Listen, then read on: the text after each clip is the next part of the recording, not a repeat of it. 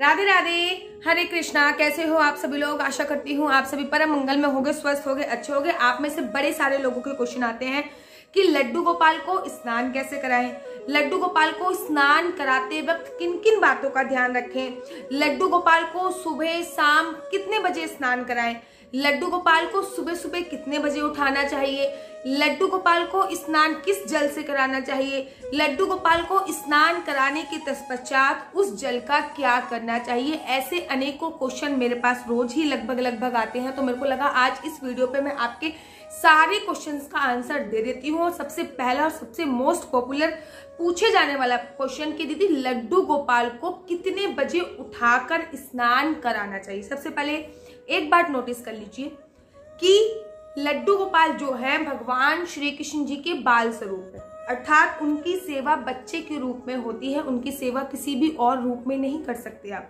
बच्चा बना लो, भाई बना लो, बेटा बना लो, पुत्र बना लो, तो इनकी सेवा बच्चे के रूप में ही होती है। और आप बच्चे को जब उठाते हो तब आपको उसको सबसे पहले कुछ ना कुछ देना होता है। फॉर एग्जाम्पल, जब मैं अपने लड्डू गोपाल को उठाती हूँ, ठीक है, सबसे पहले जब भी मैं अपने लड्डू गोपाल को उठाऊंगी तो सबसे पहले उनके पास पानी रखूंगी। पानी रात को भी मैं रख के सोती हूँ। पानी और थोड़े से ड्राई फ्रूट्स मैं रात को भी रख के लड्डू गोपाल के पास सोती हूँ।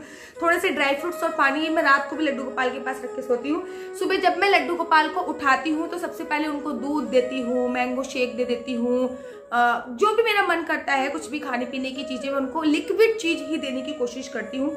मान लीजिए कि फॉर एग्जाम्पल मैंने अपने लड्डू गोपाल को 6 बजे उठाया।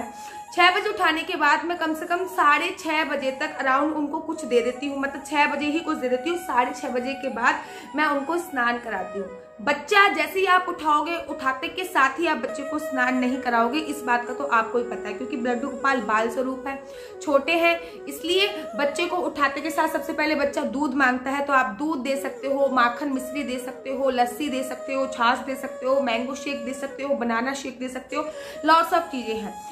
तो आप लड्डू गोपाल को उठाते के साथ ही, जैसे ही आपने उठाया, उठा के आपने बिठा दिया, थोड़ी देर तक आपने बातें करी, बातें करने के बाद उनको वो चीज आपने भोग लगाने के लिए दे दी। उसके बाद जैसा आपका घर का तापमान है, घर का नहीं, जिस एरिया में आप रहते हो और वहां का तापमान जैसा है, आपको उसके अनुरूप लड्डू गोपाल को स्नान कराना है। मान लीजिए कि सर्दी का मौसम है और सर्दी के मौसम में आपको लड्डू गोपाल को स्नान कराना है, तो आप बॉडी के टेम्परेचर के बराबर अर्थात हल्के गुनगुने पानी का इस्तेमाल करेंगे। अगर गर्मी का मौसम है तो फिर आप ठंडे पानी का इस्तेमाल करेंगे और तब लड्डू गोपाल को आप स्नान कराएंगे। लड्डू गोपाल को स्नान कराने के तत्पश्चात बड़ा ज्यादा पूछा जाता है कि दीदी दिन में 2 बार स्नान करा सकते हैं हम, या फिर दिन में 3 बार स्नान करा सकते हैं, आप हमें बताइए। देखिए, एक होती है चंदन यात्रा जो कि अक्षय तृतीया से प्रारंभ होती है। अक्षय तृतीया से चंदन यात्रा प्रारंभ होती है। उसमें लड्डू गोपाल को सुबह सुबह स्नान कराने के तत्पश्चात पूरे दिन चंदन का लेप लगाया जाता है, क्योंकि गर्मी अत्यधिक होती है। और चंदन का लेप लगाने के बाद रात को उनको स्नान भी कराया जाता है। सुबह भी स्नान कराया जाता है, रात को भी स्नान कराया जाता है। तो चंदन यात्रा में 21 दिन तक आपको सुबह शाम दोनों समय पे स्नान कराना है। अगर आपका मन का भाव नहीं मान रहा कि मेरे को स्नान करा, तो सुबह स्नान कराने के बाद आपको शाम को कपड़े से पोंछ देना है उनका शरीर, इस बात का ध्यान रखना है। दूसरी बात, अगर बहुत ज्यादा गर्मी है और आपका मन का भाव ये बोल रहा है कि गर्मी बहुत ज्यादा है, मैंने सुबह तो स्नान करा दिया, मेरे को एक बार शाम को भी स्नान कराना चाहिए, तो आप शाम को भी स्नान करा सकते हैं। फिलहाल सुबह 1 बार स्नान कराना बहुत बहुत ज्यादा जरूरी है। नेक्स्ट क्वेश्चन जो बहुत ज्यादा पूछा जाता है कि दीदी कितने बजे तक मैक्सिमम स्नान करा सकते हैं। तो लड्डू गोपाल को जो उठाने का समय है वो भी लेट ही होता है, क्योंकि वो बाल स्वरूप है, उनकी मंगला आरती नहीं होती। मंगला आरती अर्थात सुबह ब्रह्म मुहूर्त में जो आरती होती है वो आरती नहीं होती है। बाकी बिहारी जी की भी मंगला आरती नहीं होती। तो उनको गर्मियों के समय में 6 बजे उठाया जाता है, 6 साढ़े 6 बजे उठाया जाता है, 7 बजे तक फिर उनको स्नान कराया जाता है, फिर उनका श्रृंगार किया जाता है, फिर उनको भोग इत्यादि दिया जाता है। ठीक इसी प्रकार से लड्डू गोपाल को आप मैक्सिमम 8-9 बजे तक, 9 बजे एकदम लास्ट है, 9 बजे से पहले ही कोशिश कीजिए कि आप स्नान करा दीजिए। ठीक है दीदी, कभी कभी हमारे मन में ये आता है कि हम लड्डू गोपाल को स्नान ना कराएं। अगर हम ऐसे हो कि लड्डू गोपाल को स्नान ना कराएं, सर्दी का मौसम चल रहा है, केवल ऐसे कपड़े से पहुंचते हैं, तो मेरा मानना ये है, जब आप रोज स्नान करते हो और आपके बच्चे को डेली स्नान करने की आदत है, आपके बच्चे को अगर डेली स्नान करने की आदत है, आप रोज स्नान करते हो, तो मैं चाहूंगी कि आप लड्डू गोपाल आपका बच्चा है, आपका बेटा है, आप उसको भी डेली स्नान कराने की आदत डालिए। एवरी डे आपको उसको स्नान कराना ही कराना है। जिस जल से आप स्नान करा रहे हैं कोशिश कीजिए कि वो ऊपर की टंकी का पानी ना हो। आप आरओ का पानी ले सकते हैं, आप मटके का पानी ले सकते हैं, आप यमुना जल ले सकते हैं, आप गंगा जल ले सकते हैं। अर्थात वो पानी होना चाहिए जो आप खुद इंटेक कर लें, अर्थात जो आप पानी खुद पी पाए, उस जल से आपको लड्डू गोपाल को स्नान कराना है। महीने में 2 एकादशी आती है, पूर्णमासी आती है, तो आप स्पेशल ओकेशन पे जैसे कि जन्माष्टमी हो गई, एकादशी हो गई, पूर्णमासी हो गई, राधा अष्टमी हो गई, अक्षय तृतीया हो गई, तो ऐसी जो स्पेशल ओकेशन होते हैं उसमें लड्डू गोपाल को आप पंचामृत से स्नान कराइए। बहुत समय मुझसे ये पूछा जाता है, दीदी क्या साबुन या शैम्पू का उपयोग कर सकते हैं? ना बाबा ना, साबुन और शैम्पू का उपयोग बिल्कुल भी नहीं कर सकते।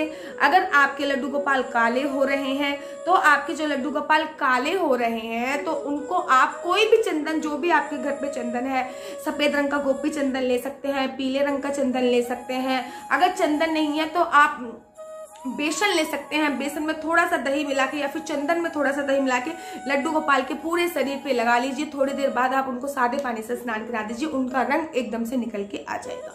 श्रीराम वृंदावन में भी जितने भी विग्रह होते हैं अगर वो काले पड़ रहे होते हैं तो उनको गोपी चंदन लगा के ही साफ किया जाता है। ठीक है, अगर आपको ये मन में ये भाव आता है कि दीदी स्नान कराने से पहले हम किसी की मालिश कर सकते हैं या फिर क्यों, तो मेरी जहाँ पे मैं किराए पे रहती थी श्रीधाम वृंदावन में, वहां पे एक मकान मालिक थी जो कि 13 वर्ष की आयु से लड्डू गोपाल की सेवा कर रही थी और वो 77 साल की हो चुकी थी। तो वो हमेशा मुझसे बोलती थी कि मैं सर्दियों में, मतलब गर्मियों में नहीं, सर्दियों में तिल के तेल से या फिर घी से लड्डू गोपाल की मालिश करती हूँ, उसके बाद उसको स्नान कराती हूँ क्योंकि ये मेरा बच्चा है। गर्मियों में हमेशा इत्र की मालिश से लड्डू, रात को इत्र की मालिश की जाती है, सर्दियों में भी इत्र की मालिश की जाती है, गर्मियों में भी इत्र की मालिश की जाती है और उसकी इत्र की मालिश के बाद लड्डू गोपाल को सुला दिया जाता है। बड़े सारे लोगों का ये भी क्वेश्चन होता है कि दीदी सुबह सुबह जब हम जिस पानी से लड्डू गोपाल को स्नान करा रहे हैं उस पानी का हम क्या करें? उस पानी का कुछ अंश आप पी लीजिए, क्योंकि जब हमने भगवान को स्नान करा दिया तो वो केवल पानी नहीं रह जाता है, वो केवल मात्र पानी नहीं रह जाएगा, वो चरणामृत बन जाता है। और जब वो चरणामृत बन जाता है तो वो भगवान के शीश से होते हुए चरणों से निकला है और उसकी एक बूंद भी धारण करने से आपके जन्मों जन्मांतर के पाप क्षीण हो जाते हैं। आपके घर में जितने भी मेंबर हो सबको उसका नियम से पालन करना चाहिए। अगर आप वो पानी खुद से नहीं पी सकते हैं तो आप उसकी दूध में मिला लीजिए, दही में मिला लीजिए, चाय बना लेके आप पी सकते हैं, उसकी XYZ इन चीजों में मिला लीजिए। थोड़ा पानी सबको पीना चाहिए और फिर पानी बच जाए तो पूरे घर में उसका छिड़काव करना चाहिए, जिससे आपके घर की जितनी भी नकारात्मक ऊर्जा होती है वो सारी की सारी चली जाती है। आपके घर में सकारात्मक ऊर्जा का समावेश हो जाता है। बहुत बार ऐसा होता है कि हमने चंदन लगा रखा है लड्डू गोपाल को या बेसन लगाया हुआ है तो उसका पानी दीदी हम कैसे करें? उसका पानी आप पौधों में डाल दीजिए, जितने भी सारे पौधे आप किसी भी पौधे में डाल सकते हैं, तुलसी माता को छोड़ के, ठीक है। बाकी किसी भी पौधे में आप उसका पानी डाल सकते हैं। कभी कभी आप चरणामृत से लड्डू गोपाल को स्नान कराते हैं तो उस चरणामृत का पान भी आप स्वतः कीजिए, क्योंकि मैंने कहा ना कि वो चरणामृत जो होता है वो जो होता है भगवान के चरणों का एक अमृत हो जाता है, उससे हमारे जन्मों जन्मांतर के पाप क्षीण हो जाते हैं। दीदी लड्डू गोपाल को स्नान कराने के बाद आप उनको स्वच्छ कपड़े पहनाइए।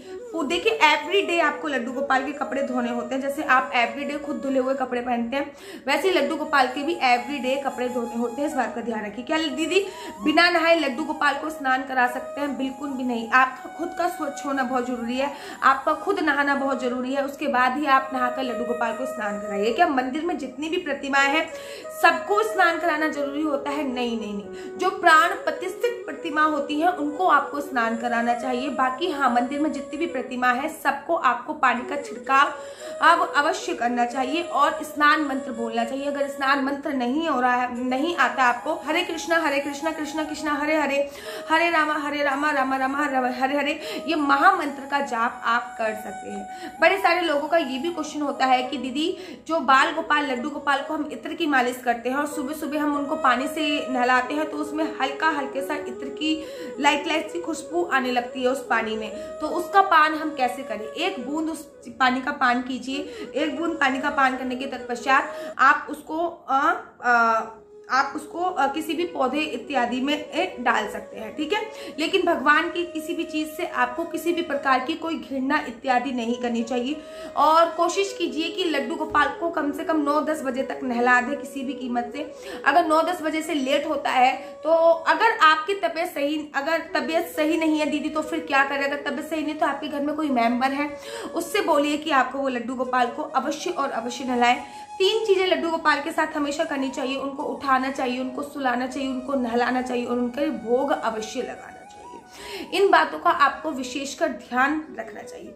अगर आपको स्नान से संबंधित और भी कोई सारे क्वेश्चन है तो आप मुझे कमेंट कर सकते हैं। और आपको मेरी वीडियो कैसी लगती है, अगर आपको मेरी वीडियो अच्छी लगती है तो आप अपना यूट्यूब चैनल हरि बोल को लाइक शेयर सब्सक्राइब करना बिल्कुल भी मत भूलिए।